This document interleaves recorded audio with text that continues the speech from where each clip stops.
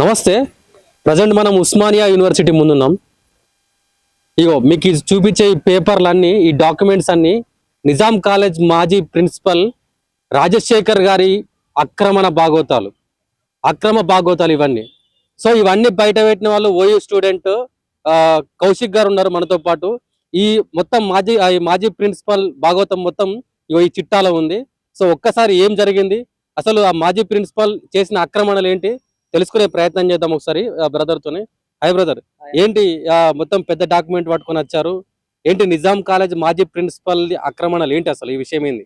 ఏవి రాజశేఖర్ గారు గతంలో ఒక సంవత్సరం కిందట, అంటే ఒక 1 year స్పాన్, విత్ ఇన్ 4 నెలల్లో ఏమయ్యారంటే డిమోషన్ అయ్యారు. ఒక హర్ష అనే విషయం కూడా నేనే డీల్ చేసింది. అయితే ఆయన టైం పీరియడ్ లో జరిగిన అక్రమాల గురించి, అన్యాయాల గురించి, అంటే 1, 2 అని కాదు, ప్రతిదీ జరిగింది. ఒక్కొక్క దాని గురించి వివరంగా నేను చెప్తా. దీనికి ప్రతిదాన్ని డాక్యుమెంటెడ్ ప్రూఫ్ నోట్ తీసి చెప్తున్నా. నేను ఆయన సంతకాలు పెట్టి నేను చెప్తున్నాయి. అఫీషియల్ గా చెప్తున్నా, కొన్ని నాన్ అఫీషియల్ కూడా ఉన్నాయి, అవి కూడా చెప్తా. దాంతో పాటు ఏంటంటే ఇప్పుడు వీటన్నిటి గురించి ముందుగా ఒక నోట్ చెప్తున్నా.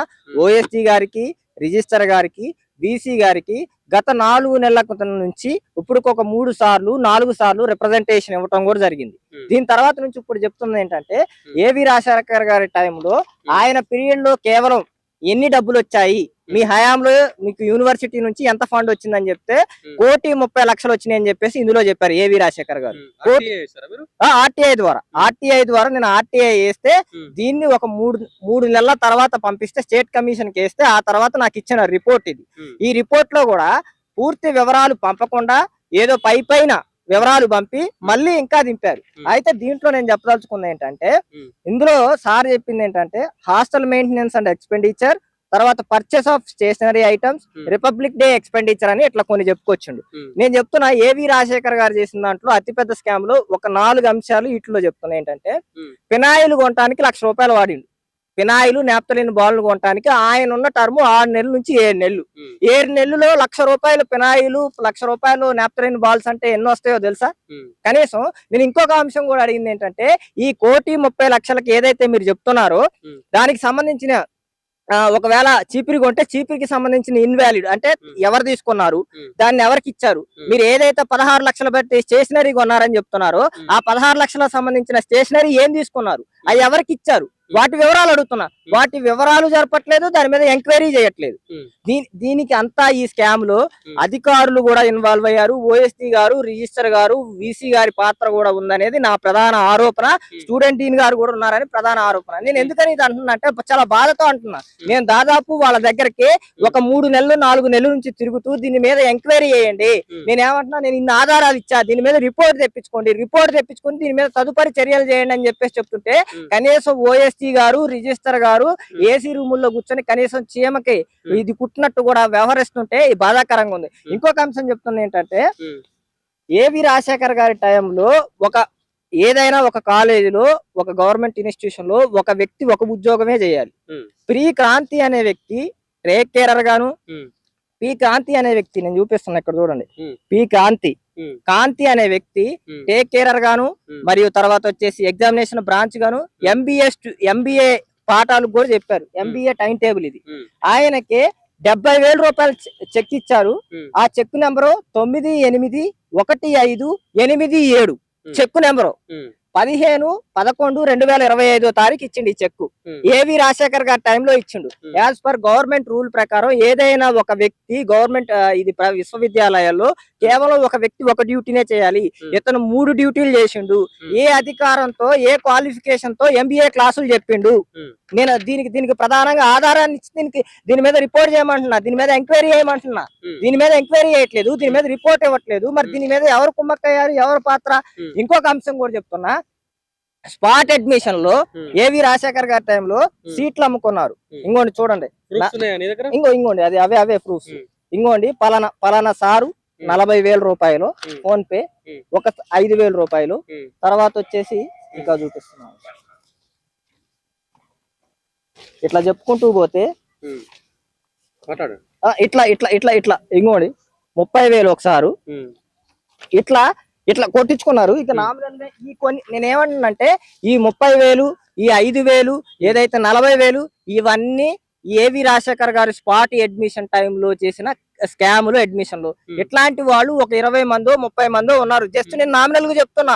ఒకళ్ళ దగ్గర నుంచి 60,000 తీసుకున్నారు, ఒకళ్ళ దగ్గర నుంచి ₹1,00,000 తీసుకున్నారు. నేను నాన్ అఫీషియల్ గా జరిగిన ఒక అంశాన్ని చెప్తున్నా. ఒక విద్యార్థికి సంబంధించి అతని దగ్గర 80,000 తీసుకుంటే ఇతను డిమోషన్ అయిన తర్వాత ఆ వ్యక్తి 80,000 తీసుకున్నారని అతని ఫాదర్ పోయి పోలీస్ స్టేషన్ లో కేసు పెట్టకపోతుంటే ఈ ఏవి రాజశేఖర్ గారు పోయి కాంప్రమైజ్ చేసి పోలీస్ స్టేషన్ ముందే 1,30,000 కొట్టారు. ఇది నిజమా అబద్ధమా? ఏవి రాజశేఖర్ గారిని చెప్పమనండి. ఇంకొక అంశం కూడా చెప్తున్నా. ఏవి రాజశేఖర్ గారి టైంలో కాలేజీలోకి ఒక గొర్రె వచ్చింది. గొర్రె వస్తే దాన్ని కొంతమంది వ్యక్తులు తరిమి దాన్ని బావిలో పడేశారు. బావిలో పడేసిన తర్వాత బావిలో పడేసి దాన్ని బయటికి తీసుకుపోయి చంపుకొని తిన్నారు. పీజీ హాస్టల్లో వండుకొని తిన్నారు. ఈ ఏవి రాజశేఖర్ గారు అతని అనుచరులు ఎవరైతే నిజాం కాలేజీలో కొంతమంది అతనికి గులాంగిరి చేసే అధికారులు ఉన్నారో వాళ్ళందరూ వండుకొని తిన్నారు. వండుకోకపోతే ఒకవేళ దీన్ని ఎవరికి అప్పచెప్తే దీన్ని ఎవరికి అప్పచెప్పారు ఈ ప్రూఫ్ కూడా నేను ఓఎస్జీ గారికి, రిజిస్టర్ గారికి, వీసీ గారికి ఇచ్చా. నేను ఏమంటున్నానంటే ఇది దొరికింది, వచ్చింది, దీన్ని ఏం చేయాలి? పోలీస్ స్టేషన్ లో అప్పచెప్పాలి. ఇది ఎవరిది అనేది అప్పచెప్పాలి. వండుకొని తింటాం ఏంటి? చంపుకొని తింటాం ఏంటి? మీరు మనుషులేనా? కనీసం ఇంకోటి కూడా చెప్తున్నా ఏంటంటే దీన్ దయాల్ స్పీచ్ యోజన అని ఒక ఎగ్జామ్ జరిగింది. దీన్ దయాల్ యోజన అనేది ఒక ఎగ్జామ్ జరిగింది. దీనికి ఏంటంటే ఒక ఎగ్జామ్ జరిగితే 10,9,850 డిపాజిట్ చేయాలి. డిపాజిట్ చేసిన తర్వాత దీనికి ఇవ్వాలి. కానీ దీన్ని క్యాష్ చేసుకుని డిపాజిట్ చేయాలి. ఇట్లాంటి ఎగ్జామ్స్ చాలా జరిగింది. ఆయన హయాంలో ఎన్ని జరిగినాయి, ఎన్ని డిపాజిట్ చేశారు, అసలు ఈ ఎగ్జామ్ జరుగుతుందని కానీ దీని డిపాజిట్ ఉందన్న విషయం కూడా ఎవరికే తెలియదు. 10,000 అంటే మీరు నామినల్ అనుకుంటారు. దీన్ని పక్కా డిపాజిట్ చేయాలి. ఇంకొక అంశం ఏంటంటే ఎంప్లాయీలు డ్యూటీ చేస్తారు, ఎగ్జామినేషన్ డ్యూటీలు చేస్తారు. ఆయన హయాంలో ఒక 20 నుంచి 30 డ్యూటీలకు సంబంధించిన ఒక్కొక్క డ్యూటీకి సంబంధించిన డబ్బులు కూడా ఇవ్వలేదు ఏవి రాజశేఖర్ గారు.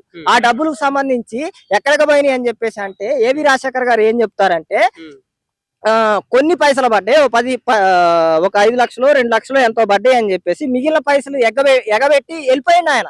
ఆ పైసలు ఎవరిస్తారు? స్కామ్ జరిగింది, దాంట్లో ఎవరు బాధితులు, ఎవరు ఎందుకు కఠినంగా శిక్షించట్లేదు అధికారులు? ఇంకొక అంశం కూడా చెప్తున్నా. ఇంకొకటి పెద్ద స్కామ్ ఇంకోటి ఏంటంటే మీకు డాక్యుమెంటెడ్ ప్రూఫ్ గా నేను చెప్తున్నా. కొద్దిగా ఒక్క నిమిషం.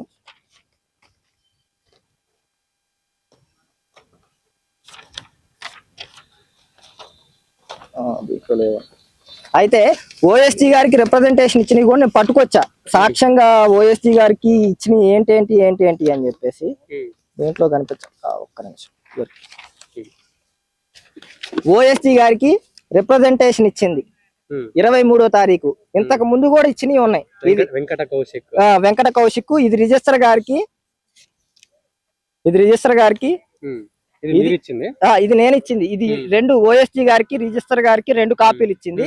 దీన్ని ఇంతకు ముందు ఇది ఎప్పుడు 23/1/2026 తారీఖు ఇచ్చా, 1వ నెల. కానీ నవంబర్ 28 2025 తారీఖు కూడా ఒక రిప్రజెంటేషన్ ఇచ్చా. దీని మీద ఎంక్వైరీ చేయండి అని చెప్పేసి. దీని మీద ఎంక్వైరీ చేయలేదు, దీని మీద రిపోర్ట్ రాయలేదు. నేను అడుగుతున్నా ఓఎస్టీ గారిని, రిజిస్టర్ గారిని గౌరవంగా నేను అడుగుతున్నా, మీకు ఈ స్కామ్ కు సంబంధించి ఏమీ లేకపోతే ఇన్ని డాక్యుమెంటెడ్ ప్రూఫ్లు ఇచ్చిన తర్వాత కూడా ఎందుకు ఆడిట్ జరపట్లేదు, ఎంక్వైరీ ఎందుకు జరపట్లేదు? ఏవి రాజశేఖర్ గారు ఏమంటున్నారంటే హాస్పిటల్ కి సంబంధించిన దాంట్లో ఏదో బాగు చేసినవని చెప్తుండో. బాగు చేస్తే ఎంత ఖర్చు అయింది, ఏం బాగు చేసిండో చూపియాలి కదా. ఇది గవర్నమెంట్, ఇప్పుడు నేను నా ఇల్లు కాదు కదా.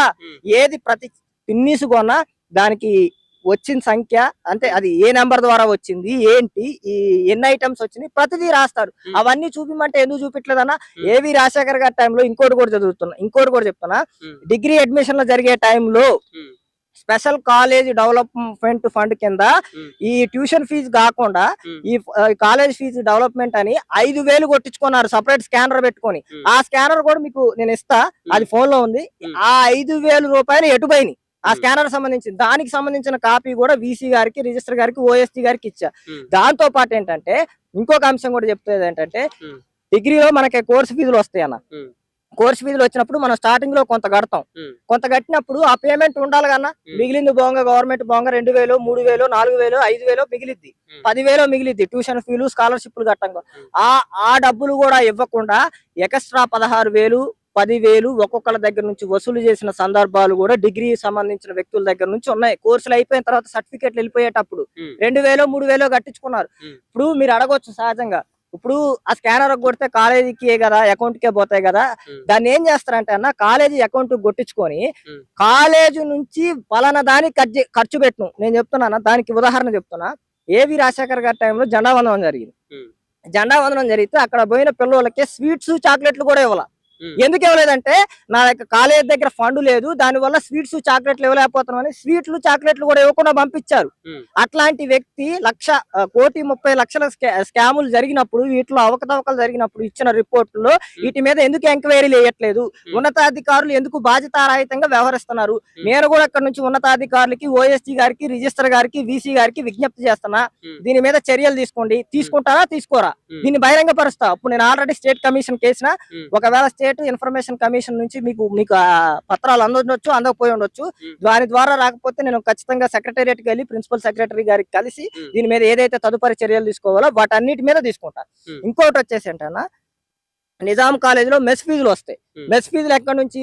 ఒక మెస్ ఫీజు మంత్ కి వచ్చేసి 3,500 3,700 ఇట్లా వస్తాయి మెస్ ఫీజుకి. అయితే నేను అడుగుతున్నా ఏంటంటే, నెలకే ఒక వారానికి పాల బిల్ ఎంత, కూరగాయల బిల్ ఎంత, ప్రతిదీ ఉంటది అన్న, కొటేషన్ ఉంటది. ఆ కొటేషన్ బయట పెట్టరు, కానీ కమిషన్లు తీసుకొని వాళ్ళకి ఏదైతే చికెన్ షాప్ వాళ్ళకి, తర్వాత కూరగాయల షాపులు వాళ్ళకి రకరకాల వాళ్ళ దగ్గర కమిషన్లు తీసుకొని అవి ఇస్తారు. కానీ ఒక్కొక్క విద్యార్థికి 3,500 నుంచి 3,700 రూపాయలు మెస్ బిల్లు వేస్తున్నారు. దానికి అసలు 3,500 నుంచి 3,700 బిల్లు ఎట్లా వస్తుంది? నేనేం చెప్తున్నా అంటే అన్న, ఇప్పుడు బియ్యం ఉంది అనుకోనా, నీకు 50 రూపాయల కొటేషన్ వేస్తారు, అది ఫిక్స్డ్ రేట్, అది మారదు కదా. ఇప్పుడు కూరగాయలు ఉన్నాయి అనుకోనా, చికెన్ ఉంది అనుకోనా, చికెన్ పేపర్ రేట్ మీద 25 రూపాయలు తగ్గాలి, కేజీకి 25 రూపాయలు తగ్గాలి. 17 కేజీలో 18 కేజీలో తీసుకొస్తే ఎంత తగ్గిద్ది? నువ్వు చూపియాలి కదా, వాటన్నిటికీ చూపిట్లా. తర్వాత వచ్చేసి ఇంకో కూడా బిగ్గెస్ట్ స్కామ్ ఏంటంటే, ఇంకా పర్సనల్ సోర్స్ ద్వారా చెప్తున్నా, ఏవి రాజశేఖర్ గారి టైంలో ఒక కూరగాయలకు సంబంధించిన అతనికి, టెండర్ వేసిన అతనికి 48 లక్షల బిల్లులు రావాలన్న. 48 లక్షల బిల్లులు రావాల్సి వస్తే అతనితో ఏదో పర్సనల్ గా అమీర్పేట తీసుకుపోయి అతను 5,000 మందు బాటిల్ ఇచ్చిండు అన్న. మందు బాటిల్ ఇస్తే నీకు 48 లక్షల రూపాయల బిల్లు ఇవ్వాలి, నాకు చీప్ 5,000 బాటిల్ తాగుతామని ఆ బాటిల్ పగలగొట్టి ఆ హోటల్ నుంచి వెళ్ళిపోయిండు. ఆ బిల్లులు పెండింగ్ లో పెట్టిండు. ఇది ఏవి రాజశేఖర్ గారు చేసిన అత్యంత దుర్మార్గాల్లో ఇది ఒక దుర్మార్గం. నేనేమన్నంటే, వీటన్నిటిని యూనివర్సిటీ ఎందుకు స్పేర్ చేస్తుంది? పోనీ నేను ఇచ్చింది సరైందా కాదా, కనీసం దీని మీద ఎందుకు ఎంక్వైరీ చేయట్లా, దీని మీద ఎందుకు రిపోర్ట్ తీసుకోవట్లా? దీని మీద ఇప్పుడు నేను ఇచ్చినట్లు తప్పునే అనుకో, మీరు ఇచ్చిన ఆధారాలు ఇవి కరెక్ట్ అయినవి కావు, తప్పుడు ఇవి. ఇప్పుడు నేను ప్రతిదీ స్టాంపు, ప్రతిదీ ఇప్పుడు ఫోన్ పేలు ఇవన్నీ వాళ్ళు ఇచ్చినాయి కదా, నేను ఎక్కడ నా ఆధారాలు తప్పు చూపిస్తానా? అందుకు అన్నిటి మీద స్టాంప్ ఉంది. ఏవి రాజశేఖర్, ఇది ఒక ప్రిన్సిపల్ ఆఫ్ నిజాం కాలేజ్. ఇంకో చూడండి అన్న, ఎంత తెలివిగా 1 కోటి రూపాయలకు ఖర్చు పెట్టింది కదన్న. 1 కోటి రూపాయలకి వీటికి ఖర్చు పెట్టి 8 అని చెప్పింది కన్నా, 8కి ఎంత ఖర్చు అయిందని ఇవ్వాలా లేదన్నా? సహజంగా ఇప్పుడు హాస్టల్ మెయింటెనెన్స్ అండ్ ఎక్స్పెండిచర్ అంటున్నా కదన్నా, ఈ ఎక్స్పెండిచర్ కి ఇవ్వాలా లేదా? ఇక్కడ ఎంత ఖర్చు పెట్టినది అంటే తెలివి ఏంటంటే, ఓరల్కి ఇస్తే వాళ్ళకి తెలియదు, మళ్ళీ నేను వెళ్ళిపోతా ఈ టయానికి అని చెప్పేసి జరిగిన అతిపెద్ద స్కాముల్లో ఇదో స్కామ్ అన్న. దీంట్లో ఓఎస్టీ గారు సహకరిస్తున్నారు, రిజిస్టర్ గారు సహకరిస్తున్నారు, స్టూడెంట్ డీన్ సహకరిస్తున్నారు, బీసీ సహకరిస్తున్నారు. నేను ఎందుకని చెప్తున్నా అంటే, గతంలో హర్ష అనే పిల్లవాడిని వేధించి చిత్రహింసలు పెట్టి యూనివర్సిటీ అధికారులు ఏదైతే ఉన్నారో వాళ్ళు అన్యాయంగా ఒక ర్యాగింగ్, ఒక ఎలిగెన్స్ ముసుగు తీసుకొచ్చి అతన్ని సస్పెండ్ చేసినప్పుడు, కాలేజ్ నుంచి పంపించినప్పుడు, టీసీలో రాసినప్పుడు మేము పోరాటం చేసి ఫైట్ తీసుకొచ్చాము. అప్పుడు కూడా ఒక 100 కాపీలు ఇచ్చా, 100 కాపీలు ఇచ్చా వీసీ గారికి. అవసరమైతే కాదని చెప్పమనండి, కండియమనండి, ఇవ్వలేదని నేను కండియమనండి. నేను ఆల్రెడీ మీరు ఆల్రెడీ ఓఎస్టీ ఆఫీస్ కి నేను చూపించిన, మీకు అక్కడ మీకు చూపిస్తాను. నేను ఒకవేళ అబద్ధం అనుకుంటే మీకు చూపిస్తాను. ఇది ఆఫీస్ స్టాంప్ కాదన్న, ఇది ఆఫీస్ స్టాంప్ కాదా, డేట్ కాదా, 23 నుంచి 1/2026 అంటే ఇప్పుడు ఎంత టైం అవుతుందన్న? ఇంకా రిజిస్టర్ గారికి స్పెషల్ గా ప్రత్యేకంగా పోయి నేను ఇంకోటి కూడా చెప్తున్నా ఏంటంటే, రిజిస్టర్ గారి దగ్గర పోయినా, ఓఎస్టీ గారి దగ్గర పోయినా, తర్వాత వచ్చేసి కొత్తగా వచ్చిన ప్రిన్సిపాల్ గారి దగ్గర కూడా పోయినా. నేను పోయినప్పుడు, సార్ ఇంకోండి 1,30,00,000కి ఇది ఇచ్చిండు, నాకు ఈ కాగితం ఇచ్చిండు, దీంట్లో పెద్ద స్కాములు జరుగుతున్నాయి, పెద్ద ఇది జరుగుతుంది, కాబట్టి మీరు అతను ఏం చేసిండు, నిజాయితీగా అతను ఏం చేసిండు, దీని మీద ఒక రిపోర్ట్ రాయండి సార్. మీ చేతిలో ఉన్న పని అని చెప్పేసి 4 నెలలకు ఇస్తే నేను చెప్తున్నాను నాకు ఇంటర్నల్ సోర్స్ ద్వారా నేను ఫస్ట్ కాగితం పంపిస్తే తీసుకుపోయి చెత్త దాంట్లో పడేసిందంట, డస్ట్బిన్ లో పడేసిందంట. పడేసి ఇంకేసారి వేస్తే చూద్దాంలే అన్నంట. నేను చెప్తున్నా ఇక్కడ నుంచి శ్రీనివాసరావు గారు మీరు చాలా, నేను గతంలో కూడా చెప్పా ఏవి రాజశేఖర్ గారు మీరు ఆ సీట్ లో కూర్చోరని, తర్వాత మీ మీద కూడా చర్యలు ఉంటాయి. మీ స్కాములు కూడా బయటకు వస్తున్నాయి. మీ స్కాములు కూడా మీరు ఏం చేస్తున్నారు అనేది ప్రతిదీ నాకు నిజాం కాలేజీలో ఏది జరిగినా ఒక 10 నిమిషాలుగా 15 నిమిషాలుగా నాకు రిపోర్ట్ వచ్చింది అక్కడ ఏం జరుగుతుంది ఏం చేస్తున్నారు అని చెప్పేసి. గతంలో విద్యార్థుల్ని ఈ ఏవి రాజశేఖర్ గారి టైంలో బెదిరించడాలు జరిగినాయి, దాడులు చేయటాలు జరిగినాయి. ఇంకొక అంశం ఏంటంటే అన్న, ఎప్పుడైనా సెమిస్టర్ మెమోలు ఇస్తారు, ఫస్ట్ షార్ట్ మెమోస్ అని అంటారు. షార్ట్ మెమోస్ ఇదివరకు ఏం చేసేటోళ్ళు అంటే 4th సెమిస్టర్ లాస్ట్ మెమో తప్ప మిగిలిన అన్ని మెమోలు ఇచ్చోళ్ళు. కానీ ఇప్పుడు అట్లా ఇట్లా డబ్బులు కడితేనే మెమో ఇస్తాం అంటున్నారు, రిజల్ట్లు చెప్పట్లా. అంటే ఇవంతా దోచుకునే వ్యవస్థల్లా తయారైనాయి, విద్యార్థుల మీద దాడులు చేసే వ్యవస్థల్లా తయారైనాయి. దీని మీద ఎందుకు ఇవ్వట్లేదన్న ఎంక్వైరీ? అంత చిత్తశుద్ధి ఉన్న ఈ అధికారులు ఎందుకు దీని మీద వేయట్లేదని చెప్తున్నా. నేను ఓఎస్టీ గారికి, రిజిస్టర్ గారికి, వీసీ గారికి ఒకటే చెప్తున్నా, మీరు చేయకపోతే పని మేము చేస్తాం. మీరు ఏసీ రూముల్లో ఉండి పని చేయడానికి ఇబ్బంది ఉంటే నేను పని చేస్తా, నేను దాని మీద చర్యలు తీసుకునే విధంగా నేను కష్టపడతా, అవసరమైతే ధర్నా చేస్తా. నేను ఇంకోటి కూడా చెప్తుంది ఏంటంటే, మీ లెజెండ్ టీవీ ద్వారా దీంతో కొన్ని విద్యార్థి సంఘాలు కలిసి దీని మీద ఒక ప్రెస్ మీట్ పెట్టి తదుపరి కార్యాచరణ కూడా ప్రకటించబోతాం. ఖచ్చితంగా ఒక వారం లోపు ఈ రోజు పోయి ఓఎస్టీ గారిని, రిజిస్టర్ గారికి కలిసి యాక్షన్ టేకెన్ రిపోర్ట్ అంటే నేను మీకు ఒక ఆర్టీఐ ద్వారా మీకు ఒక అప్లికేషన్ పంపించిన, దాని మీద మీరు ఏ యాక్షన్ తీసుకున్నారు, దాని ద్వారా మీకు ఏమి రిపోర్ట్ వచ్చింది అనేది పంపమని వారం రోజుల్లో పంపమని చెప్పాను. ఒకవేళ వారం రోజుల లోపు గనక వాళ్ళు విషయాన్ని పంపించి ఎంక్వైరీ చేసి గనక ఆడిట్ చేసి ఏం జరిగిందనే తదుపరి అన్నిటిని ఇచ్చారనుకో అన్న, దాని తదుపరిని తీసుకుపోయి ప్రిన్సిపల్ సెక్రటరీ గారి ముందు పెట్టి దాని తదుపరి నిర్ణయాలు తీసుకోమని చెప్తా. యాక్చువల్లీ ఒక యూనివర్సిటీ వీసీకి అన్ని అధికారాలు ఉంటాయి అన్న. ఎనీ టైం ఏదైనా దాని మీద చర్య తీసుకునే విధానాల మీద కానీ ఏ అంశం మీద అయినా ఆయన నిర్ణయం తీసుకునే శక్తి ఉంటది. ఎందుకంటే ఆయన పరిధిలో కదా, వాళ్ళందరూ దీని కింద కదా, సబార్డినేట్ కదా. ఆ చర్యలు తీసుకోకుండా వీసీ గారు కూడా వ్యవహరిస్తే ఆయన మీద కూడా చర్యలు తీసుకునే విధంగా నేను ఖచ్చితంగా దాని మీద ఎటువంటి సందేహాలు లేవను. మీరు కొద్దిగా టైం ఇస్తే ఒక్క నిమిషం, మీరు వీసీ గారి దగ్గరికి రీచ్ అయిందా లేదా అనే డౌట్ కూడా ఉంటే ఒక్క నిమిషం దాన్ని కూడా పంపిస్తా. నాకు వాట్సాప్ లో ఉంది, వీసీ గారికి పంపించింది మీకు చూసింది ప్రతిదీ కనపడిద్ది అన్న. ఎందుకని అంటున్నంటే ఇవన్నీ డాక్యుమెంటెడ్ ప్రూఫ్. నేను ఏది ఉత్తిగా మాట్లాడుతున్నా అనేది ఉండకూడదు అని రేపు వీసీ గారు వీళ్ళందరూ తెలివిగా తప్పించుకోవటానికి వీళ్ళంతా ఏంటంటే అన్న, ఒక బ్యాచ్లు తయారు చేయటం, బెదిరించడం, ఇట్లా మాట్లాడే మీద దాడులు చేయటం, ఇదంతా ఒక ఫ్యాషన్ అయిపోయింది అన్న, ఒక ఫ్యాషన్ అయిపోయింది. చేయని నేను లా స్టూడెంట్ ని, నేను ఒకటే చెప్తున్నా, నేను లా స్టూడెంట్ ని, లాకి సంబంధించిన వ్యక్తిని, చదువుకునే వ్యక్తిని. నా మీద గనక ఎట్లాంటి దాడులకే తెగబడితే నేను ఖచ్చితంగా చెప్తున్నా దానికి సంబంధించిన చర్యలు ఎట్లా తీసుకోవాలో, ఎట్లా ఫాలో అవ్వాలో ప్రతిదీ నేను ఫాలో అవుతా. మా వాళ్ళు అందరూ ఖాళీ ఉన్నారు ప్రాక్టీస్ చేయడానికి, వాళ్ళకు నోటీస్ పంపిస్తా, ఇది ఇచ్చిన లీగల్ నోటీస్ తీసుకుపోయి అలా పంపిస్తా, వాళ్ళ ద్వారా ప్రాక్టీస్ అవుతారు, నేను కూడా ప్రాక్టీస్ అయితే నేను కూడా చట్టాన్ని తీసుకుంటా. అంతకు మించి ఏం చేయలేదుగా, ఒక కేసు అయితే పెడతారు, ఒక ఇతుకో దానికో పోతాం కోర్టుకి. అచ్చలో మర్డర్ చేసిన వాళ్ళే చంపట్లేదు అన్న ఈ దేశంలో. నా మీద ఏమైనా చర్యలు తీసుకుంటా, ఉరిశిక్ష చేస్తారా? వాటన్నిటికీ భయపడేది లేదు. ఎవరు ఏది చెప్పినా ఖచ్చితంగా 100కు 100% ఖచ్చితంగా దాని మీద చర్యలు తీసుకుంటా. ఇంకో మీకు ఒకసారి చూపిస్తానన్నా, ఇది పంపించింది డిలీట్ అయిందన్న, ఒక్క నిమిషం. ఇంకోండి ఇక్కడ పంపించా, ఇంకోండి మొగలయ్య గారు వీసీ, ఇదిగో డిలీట్ చేశారు.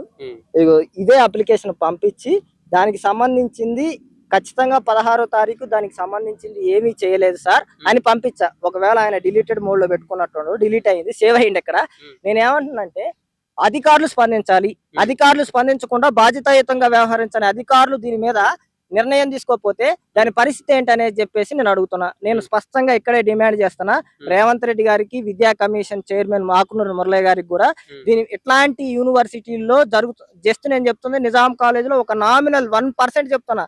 ఉస్మానియా యూనివర్సిటీలో ఎన్ని జరుగుతున్నాయి, తర్వాత ఈ సికింద్రాబాద్ లో ఎన్ని జరుగుతున్నాయి, సైఫాబాద్ లో ఎన్ని జరుగుతున్నాయి, అటన్నిటి మీద చర్యలు తీసుకోవాలని ఆకునూరి మురళయ్య గారికి, రేవంత్ రెడ్డి గారికి మీరు అవసరమైతే ఎక్కడ తీసుకొచ్చి ఈ డాక్యుమెంట్లు ఏమన్నా ఇస్తా. దీన్ని ఒక కాపీ చేసి మీ ద్వారా మీడియా ద్వారా ఒక బహిరంగ లేఖ ముఖ్యమంత్రి గారికి రాస్తా, విద్యా కమిషన్ చైర్మన్ గారికి ఆకునూరు మురళి గారికి రాస్తా, దాంతో పాటు ప్రిన్సిపల్ సెక్రటరీ గారికి పోస్ట్ ద్వారా స్పీడ్ పోస్ట్ ద్వారా ఒక కాపీని పంపిస్తా. తర్వాత ఏం చర్యలు జరుగుతాయి, తదుపరి చర్యలు తర్వాత విద్యార్థి సంఘాలందరం కూర్చొని దీని మీద మాట్లాడటం, తర్వాత నిజాం కాలేజ్ విద్యార్థి సంఘాలందరూ కూడా కూర్చోబెట్టి అక్కడ వాళ్ళందరికీ కూడా ఇవన్నీ కాపీస్ పంపించి వాళ్ళ మీద కూడా మాట్లాడమని తెలియజేసుకుంటూ, ఖచ్చితంగా చివరిగా ఒక మాట చెప్తున్నా, శ్రీనివాసరావు గారు గుర్తుపెట్టుకోండి, మీరు గనక చాలా పెద్ద తప్పు చేస్తున్నారు. మీరు స్పందించకపోతే మీరు కూడా భాగస్వాములే. ఓఎస్టీ గారు మీరు స్పందించకపోతే మీరు కూడా భాగస్వాములే. రిజిస్టర్ గారు మీరు స్పందించకపోతే మీరు కూడా భాగస్వాములే. వీసీ గారు మీరు స్పందించకపోతే మీరు కూడా భాగస్వాములే. తర్వాత స్టూడెంట్ డీన్ కూడా స్పందించకపోతే స్టూడెంట్ డీన్ కూడా భాగస్వామి. వీళ్ళందరి మీద ఖచ్చితంగా చర్యలు తీసుకుంటా, అవసరమైతే ఎంత దూరమైనా ఫైట్ చేస్తాం. మీరైతే కుర్చీల్లో కూర్చోరు, దీని మీద నిర్ణయాలు తీసుకోకపోతే ఏం జరిగిద్ది అనే దాన్ని పరిస్థితిని మీకే వదిలేస్తాను. పర్యవస్థానాలు దయచేసి చర్యలు తీసుకుంటారని కోరుకుంటున్నాను.